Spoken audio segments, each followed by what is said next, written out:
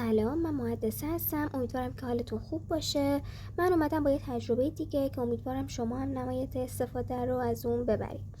این قسمت رو به تجربه‌ام از ضد آفتاب پرودرما اختصاص میدم که SPF خوبی داره و SPF 60 هست برای پوستای حد نرمال تا خشک رو جواب میده.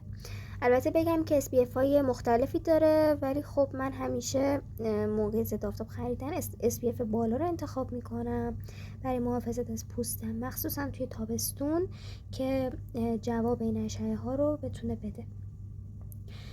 حالا امتیازی که من به این ضد آفتاب میدم از 100 70 من به این میدم به خاطر رنگش.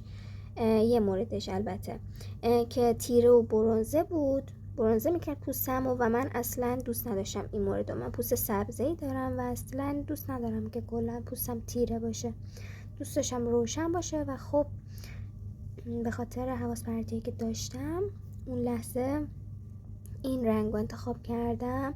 اما خب اینو هم توی امتیاز ذهنیم لحاظ میکنم این رنگشو که اصلا خوشم نیامد. مورد دومی که میخوام بگم، قبلش بگم که کسایی که از رنگ های کرمای تیره و برنز خوششون نمیاد به هیچ وجه خب این رنگشو تهیه نکنن و حتما حواسشون به رنگی که میخرن باشه. مورد دومی که باعث شد امتیاز این ضد آفتاب کم بشه حالت چرکی شدنش رو پوستمه.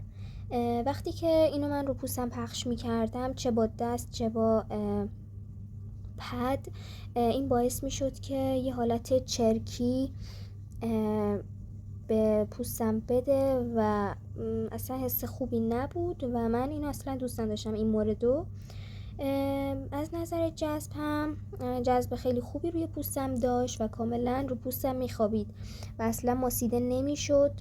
از این نظر خیلی خوبه. این باعث شد که امتیاز بالایی بگیره و اینکه مهمترین دلیلش اینکه حالت کرم پودری بودنشه و کسایی که دوست دارن روزانه یه کرم پودر به جای کرم پودر یعنی از ضد آفتاب استفاده کنن، میتونن این ضد آفتاب و یا حالا هر ضد آفتابی که تهیه میکنن ضد آفتاب های کرم پودری باشه و رنگی بهش میگن در اصل.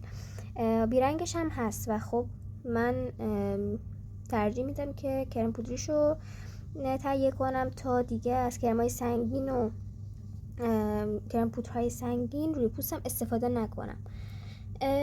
بعد اینکه و این اصلا احساس سنگینی و خستگی به پوست من نمیداد و من واقعا از این نظر راضی بودم، در صورتی که من خیلی کرم‌های تهیه کردم که باعث میشد بعد ساعتها پوستم احساس خستگی و سنگینی کنه و من چون پوستم خیلی حساسه اینو راضی بودم واقعا این موردشو.